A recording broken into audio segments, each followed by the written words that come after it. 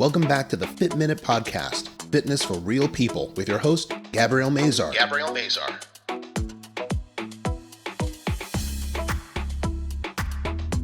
On today's episode, Gabrielle interviews Joseph Everett, transformational and life coach with My Mind Evolution.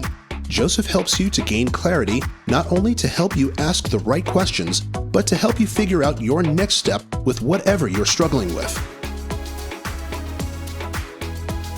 And now here's your host, personal trainer and stretch therapist, Gabrielle Mazar.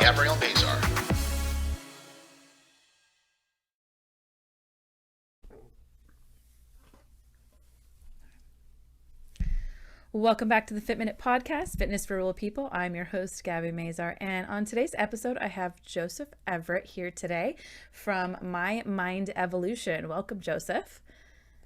Thank you. Thank you for having me today. Yeah, thank you so much for coming on.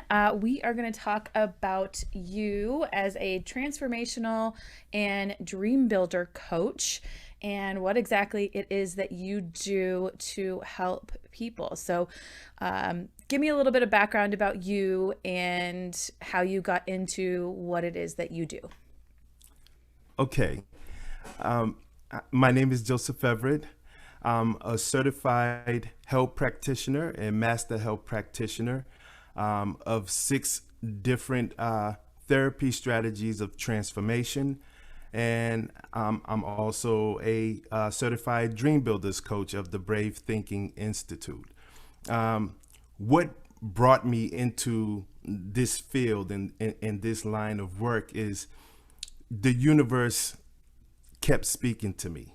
Throughout my whole entire life, I've always been that type of person where people would always come to for advice. People would, I would always be extending myself to help people, but it was just genuinely me, my heart, who I am. I never looked at it as from a professional standpoint.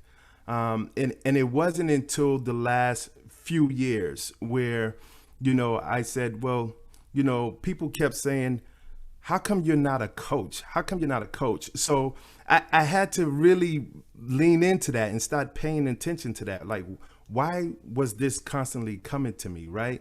And it was the language that was being spoken to me that a lot of us have these language that's being spoken to us, and we never acknowledge, we never pay attention to it. We never listen to it. But the universe is constantly speaking to you to help guide you in the direction of your purpose, right? And so I like to say the purpose of my life is always present, but I wasn't always present within my purpose. And that is a true statement because, you look at it from this perspective. It would always show up in unique ways. It would show up through relationships. It would show up through casual conversations, being in the right or wrong place within the timing of the universe. And I would always seem to find myself asking this question over and over again. Why? Why do I keep finding myself in these random conversations with strangers? Why do people keep coming to me looking for advice? Why do I keep finding myself being the only one walking away from these relationships heartbroken? It just didn't make sense to me why, but something inside of me knew and was aware of what was happening. So I had to regroup myself and think about why this was happening, why this kept going on. Because it didn't dawn on me. I was too caught up in my current circumstances and situations to see why. Right, which is very easy to do. I think in everyday life, you get very caught up in the day-to-days of what's happening to realize what's really going on in your mind and in your head and what you should be doing. So yeah, I mean, it's very easy. Yeah, But see, it wasn't until I started asking what was when my awareness awoke. And there it was, just waiting to welcome me with open arms, my purpose. And from that moment on, I decided to lean into the side of me that wanted to win. And by doing that, I'm now embracing, my purpose, what I'm supposed to be doing as a life coach. And I love helping people. So I took it further and I started educating myself. I started getting certified in different strategies of transformation. And it went from one stage to the next. Once I completed those certifications, the universe was saying to me, well, what are you going to do next? Right. And so I had to think about, okay, well, yeah, you're right. What am I going to do next? How am I going to implement this? And it wasn't until I was scrolling through social media and I came across an advertisement about the DreamBuilders program. And instantly I fell in love with it, but it wasn't the program that I fell in love with first. It was the delivery of this tiny elderly woman by the name of Mary Morrissey, who was telling me about the Dream Builders program. And I connected with her and I said, you know what? I'm going to investigate this. I'm going to look further into it and see what it's about.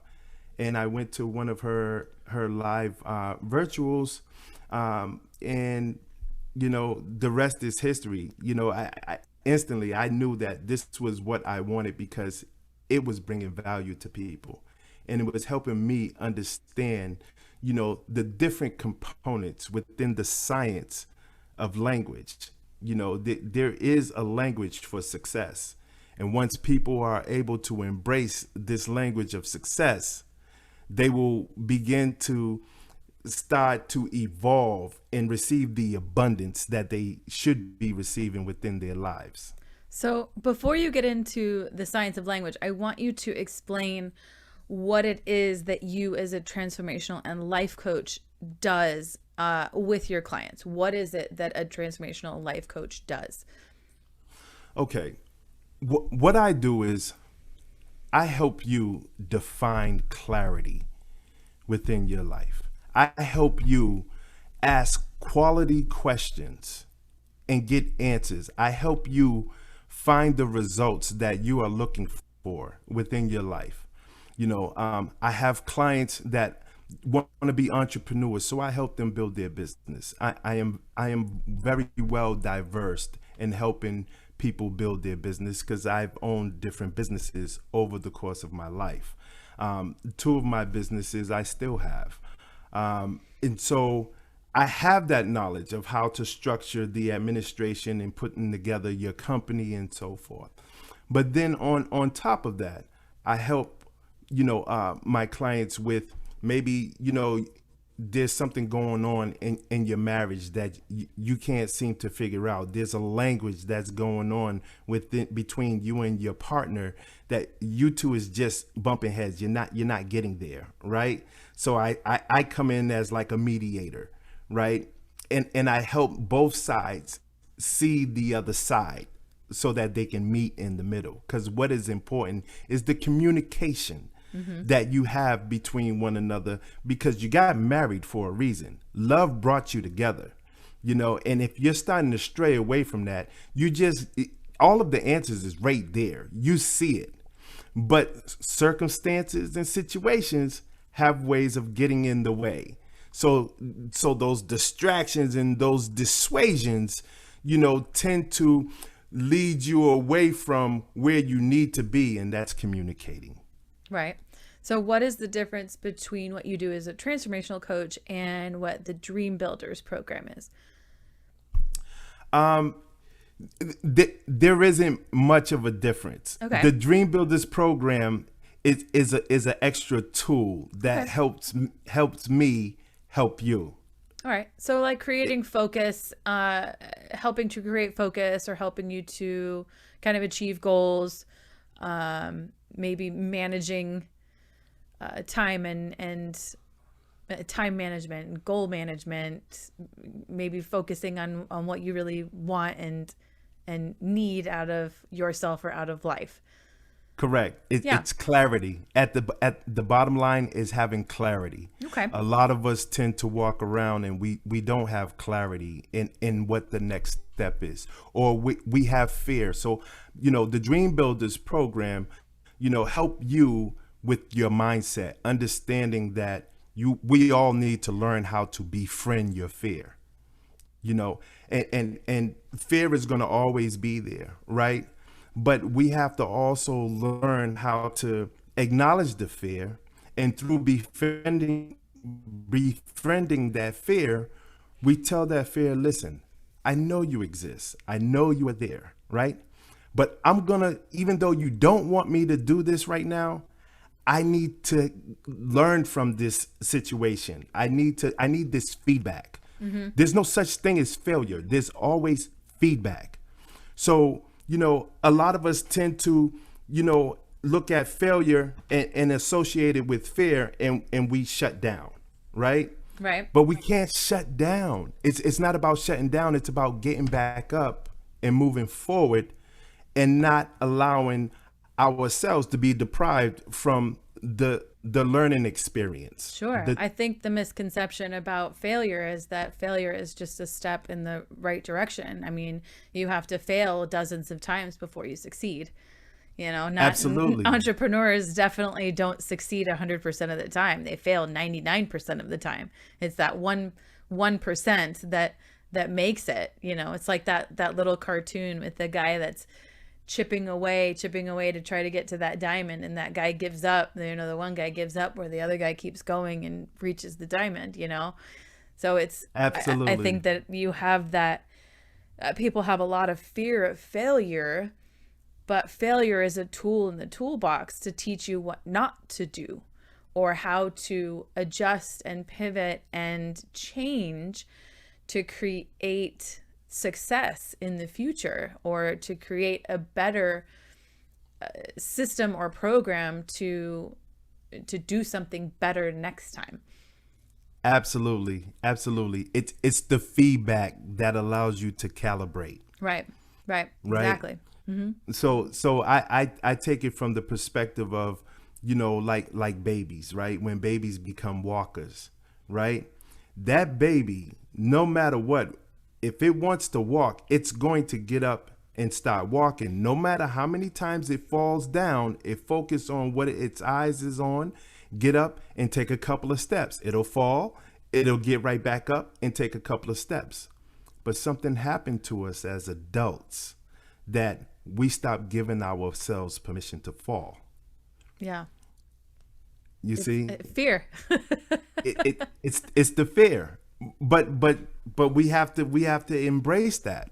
We have to tell that fear, hey, listen, get in the back seat. I'm going to drive the car. I want you to come with me. I'm going to use you as an alert system, but I want you to ride with me, and be there, be part of my support factor. But I'm still going to do this anyways. I know. Thanks for the warning. You tell your fear, thanks for the warning. I'm still going to do it because I need to learn what's going to happen. What are the results that are going to happen by me doing this? Right. Yeah. So tell me a little bit about what the secret of language is in terms of what you teach. The science of language. Or science of language. Sorry, not the secret. Yes. No, that's fine. Same thing. The science, it's the same thing. Absolutely. The science of language is all around us. Right. Right. And it's not just verbal. Although, when we hear about language, we tend to, put it in our mindset that it's just verbal. But everything has a language code written inside of it. The way someone does their hair, the way someone may put a frown on their face, their body posture. You can always tell when someone is having a bad day if you're just paying attention to the language of their body, right? So it's all about being able to translate the language that's all around us so that we can all better communicate. Like, for instance, I'm going to give you an example. You may say something to me and I may say, in my mind, I know what that means, but I really don't know what it means. Only you know what it meant, right? And the only way for me to know what you truly meant is to ask you, what did you mean? So there's clarity in that communication to be able to translate that, and so that there is no boundary that of misunderstanding, right? Because I can easily walk away and take what you said to me and put my own meaning to it and walk away and have the wrong perspective. It's all about perspectives and the wrong concept. See? But yeah, I think the best way to describe that is like through a text message or email conversation.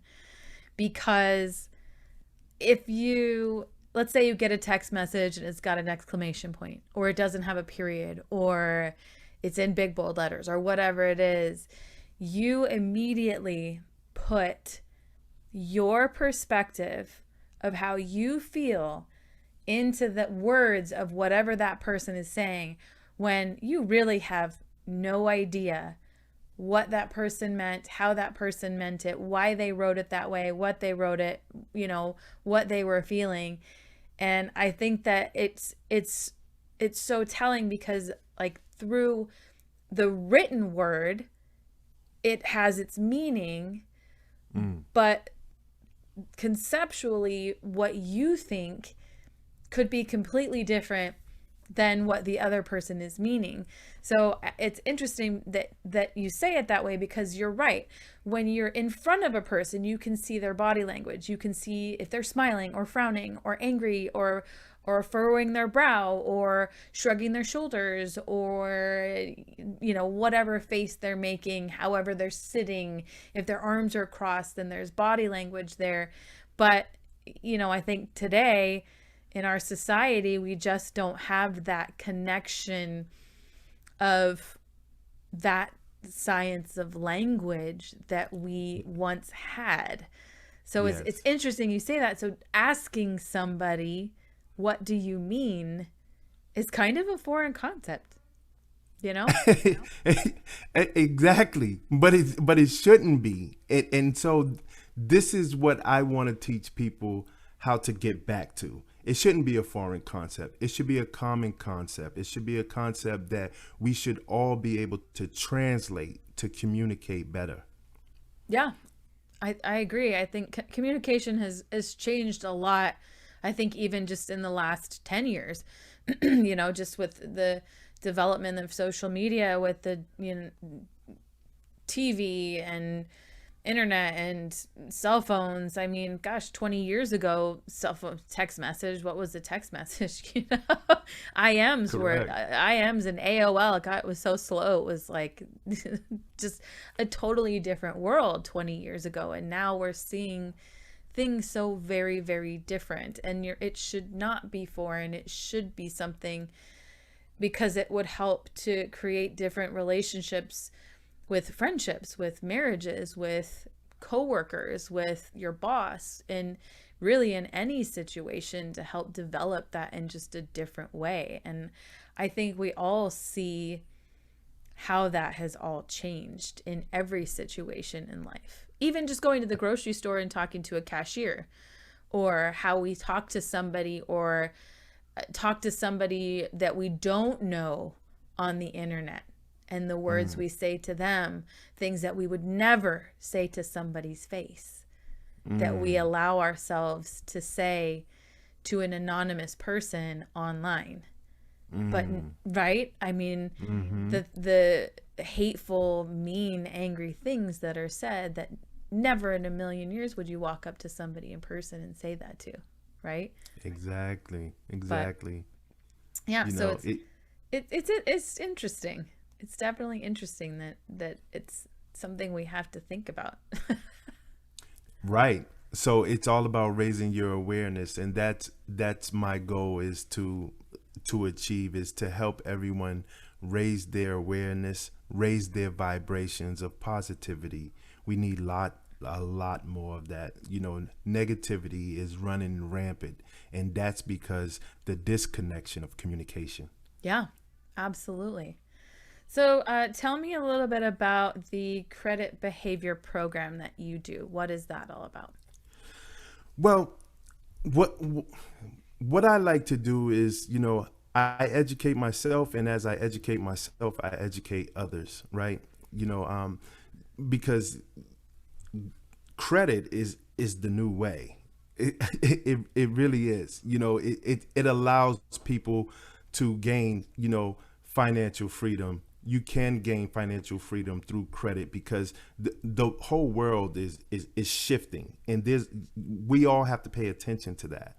With the crypto that's going on, and you can't do anything without having good credit, right? So what I do is I help people understand the algorithm that is associated with the bureaus, and how the whole credit thing works, right? There's a certain behavior, a certain way that you are supposed to perform in order to have good credit. A lot of people. So you're literally helping people get good credit, like with credit bureaus. Oh, Absolutely. okay. Got it. Absolutely. Okay.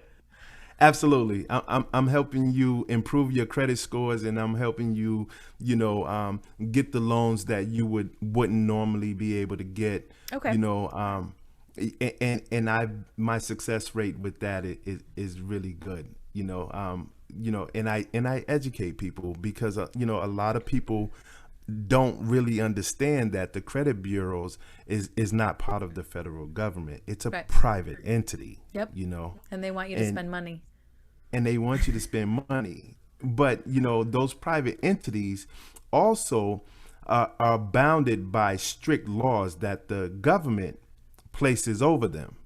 And if you don't know those laws, and then you don't know how to properly dispute, whatever you see wrong on your reports, then, they're just going to increase, on giving you these derogatory marks on your report, because you're not doing anything.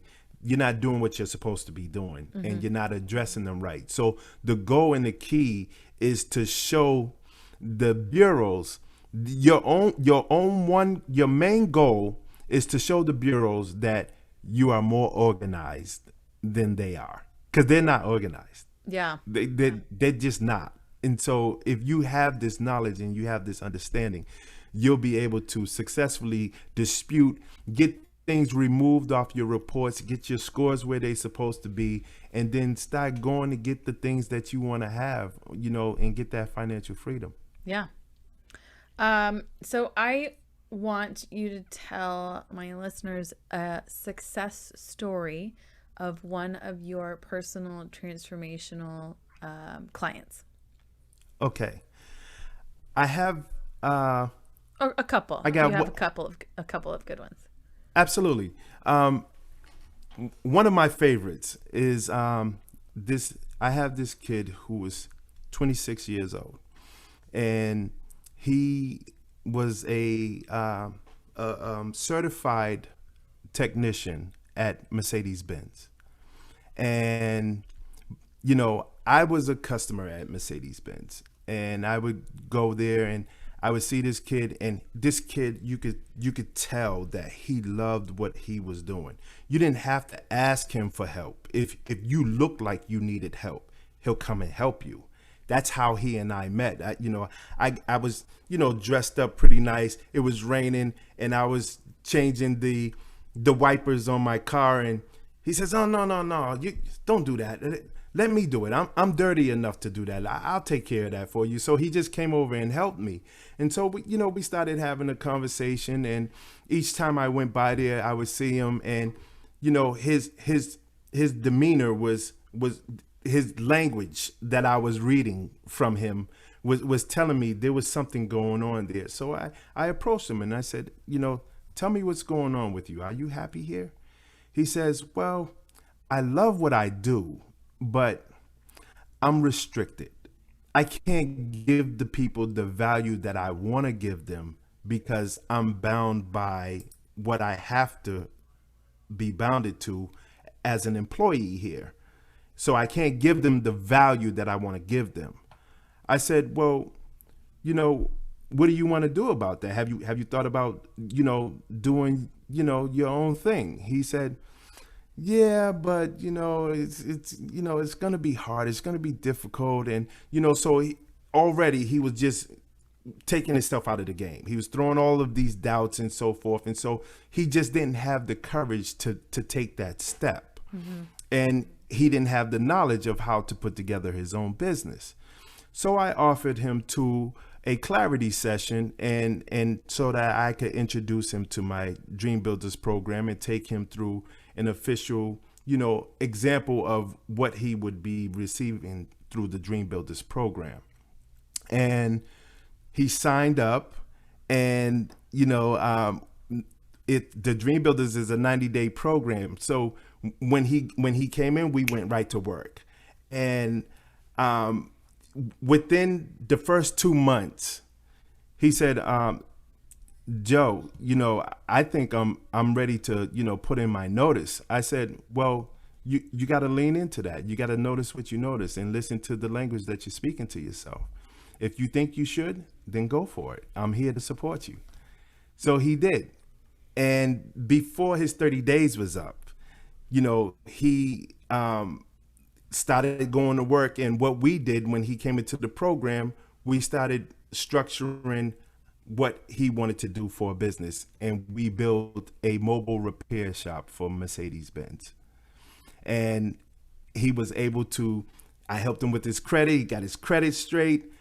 He was able to buy a Sprinter van. He got the van. He decked it out with his logo, and he branded it and everything. And, he started working and business started coming in. He says, Joe, you know what? This is getting really busy for me. I don't know. I might have to get a location. I said, well, listen, you got to listen to the language that you're speaking to yourself. You got to communicate with yourself and pay attention to that. If that's what you think you should do, then I think you should do it. He says, are you sure? I said, listen, you're going to be fine. Your business is already taken off and you haven't even, completed and ended off the job where you're working at. So he says, all right. And I said, listen, here's what you do. Just go look for a place. Just look for a place. You don't have to get a place just yet. Just look for a place. Couple days later, he says, Joe, you know what? I'm glad I listened to you. I found the perfect place. I said, so what do you think is the next step? He said, I think I want to do it. I said, go for it. He got the place. And before his 30 days was up at Mercedes, he had to just stop working at Mercedes because he just got so busy.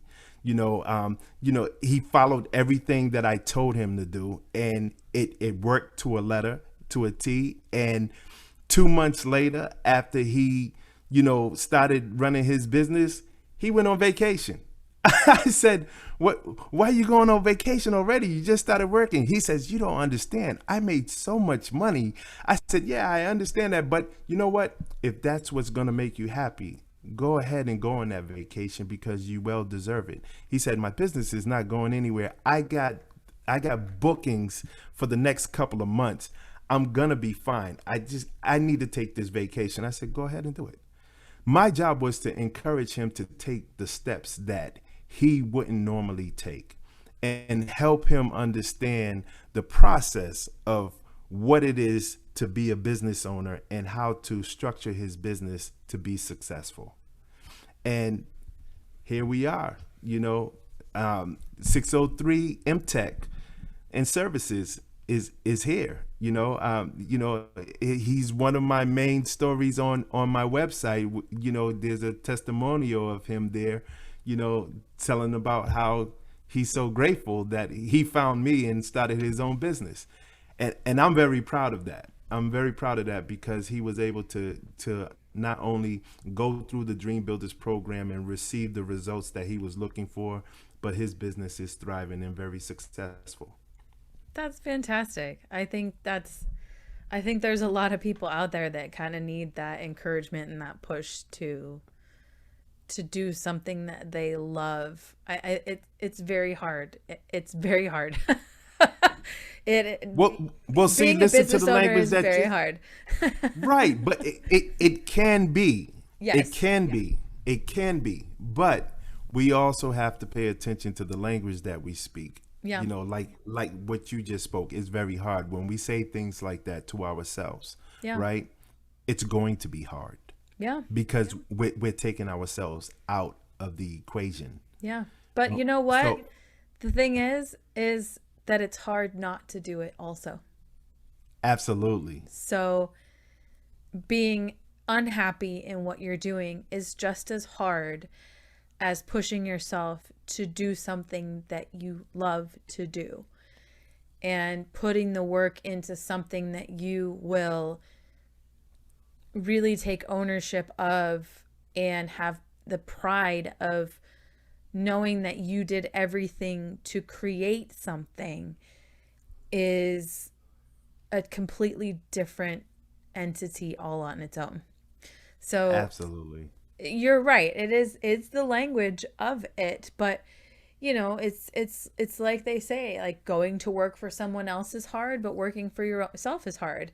And working for yourself and not having benefits sucks, but not having the freedom to go on vacation when I want sucks. You know? So Absolutely. two in one hand does it in the other. It's, you know, you got to give up. It's a give and take. You have to give up something to get something. And you know, there's a lot to be said for having someone there to coach you and to encourage you and to say, like, you're gonna be fine. You can do this. Take this step. I got your back. I'll be here. You know, I believe in you.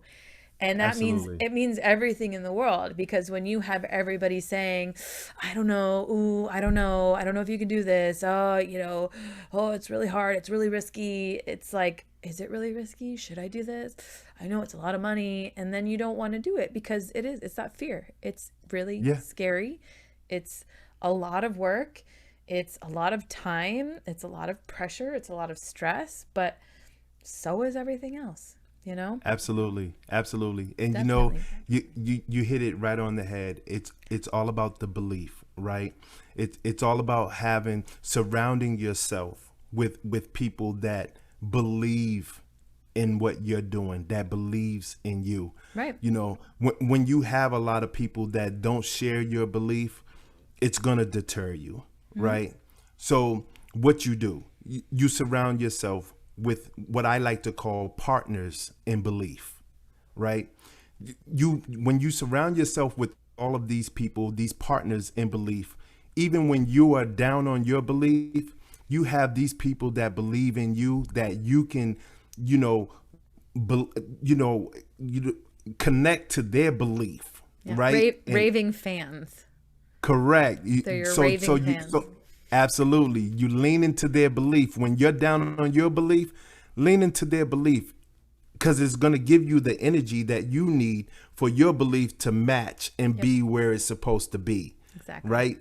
So yeah, absolutely. And me personally, that's what I like to call everyone that I work with, that we become partners in belief, because I believe in you. I believe that there is a greater power within each and every one of us that we need to exploit and bring that power out within ourselves. You know, and without us being able to reach into that power within ourselves, we're not giving ourselves the energy that we deserve to have. Absolutely. Absolutely. So you have a program that you have created on your own. Why don't you tell us a little bit about that? It's called Tempering Vibrations. And, that exercise, it's an exercise. And it's all derived off of mind evolution. Mind evolution is an acronym of me. Because that's where it all starts and begins with. It begins with me. That's right. And not with you, with me. with me. You know what I mean?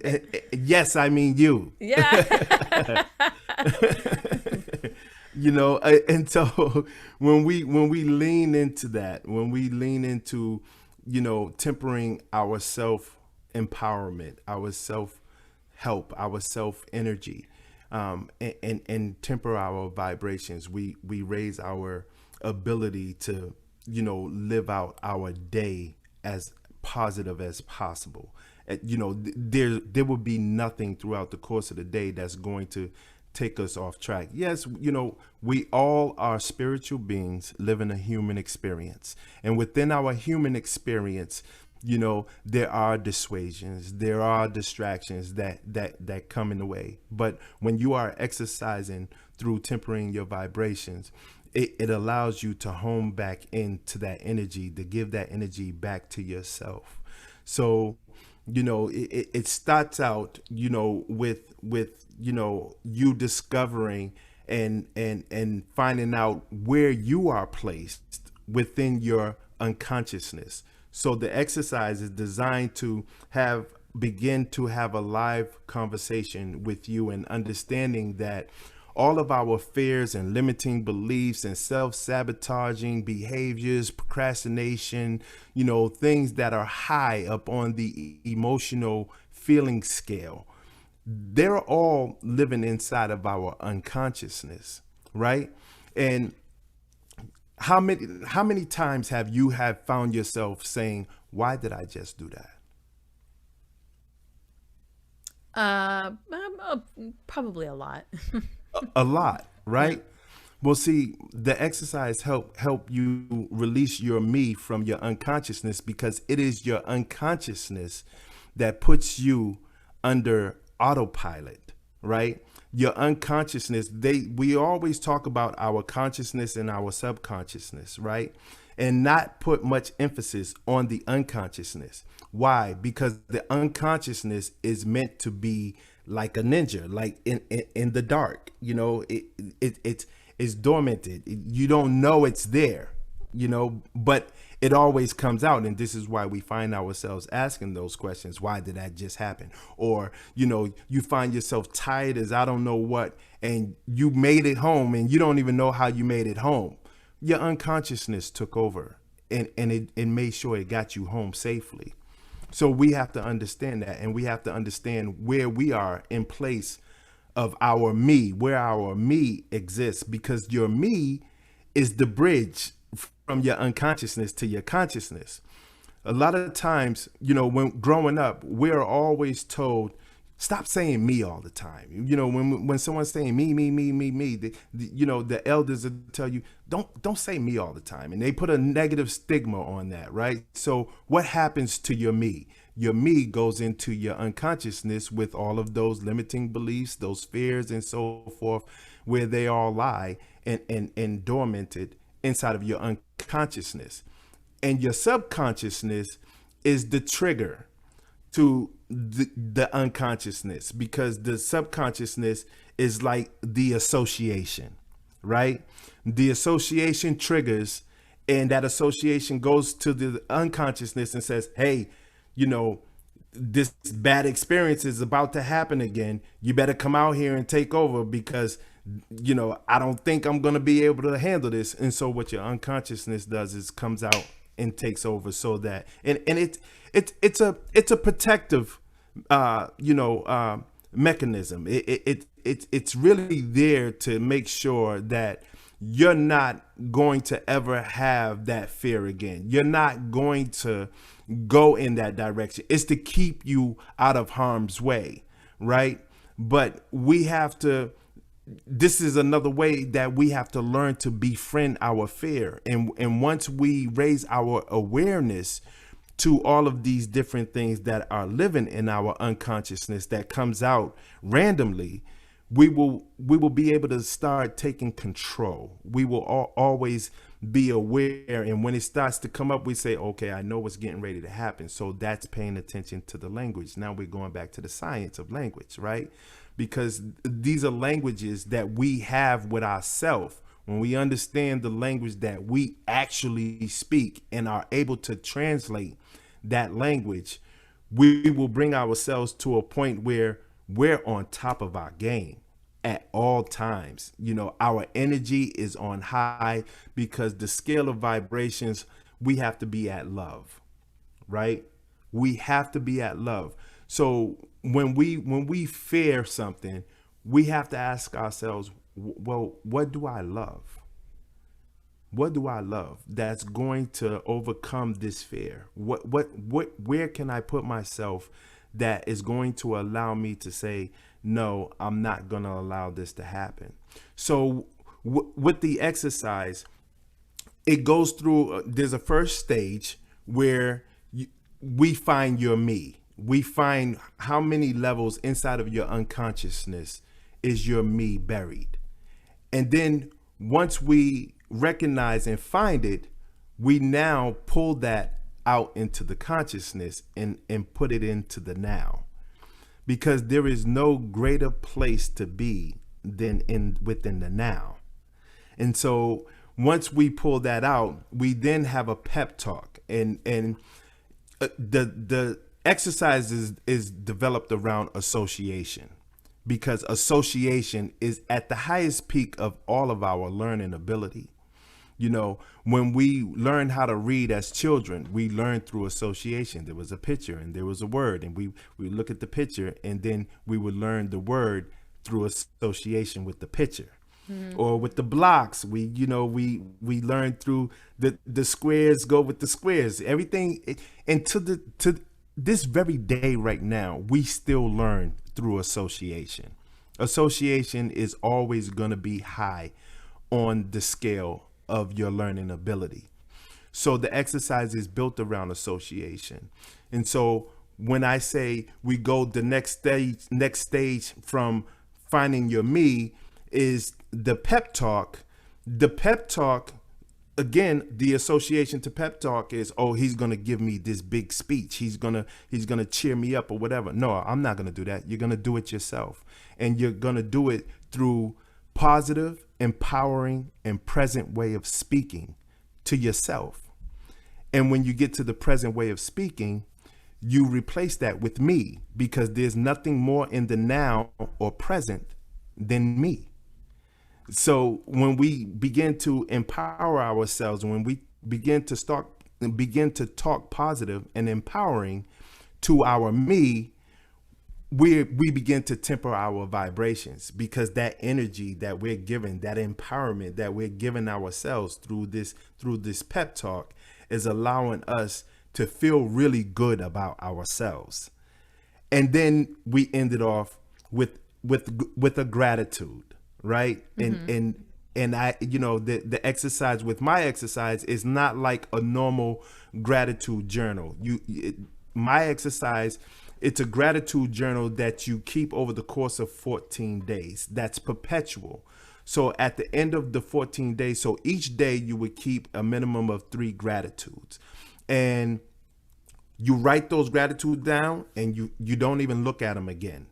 And at the end of 14 days, then you go back over the last 14 days of gratitudes, and you start to read and revisit those gratitudes and see which ones really stands out to you the most, right?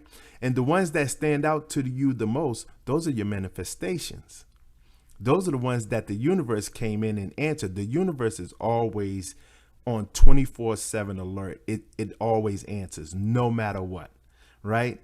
But the ones that you connect with, that stands out to you, those are the ones that the universe actually came in and took action for you.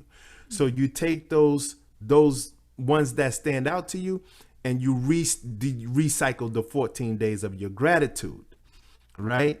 So you start out with those ones that stand out, because you don't want to break the energy. You don't want to break the vibration. You have a vibration that has sparked, and you want to keep that vibration going. And this is a less than 5 minutes a day exercise. Yeah, well, that's all it takes. That's same with meditation, same with mindfulness, same with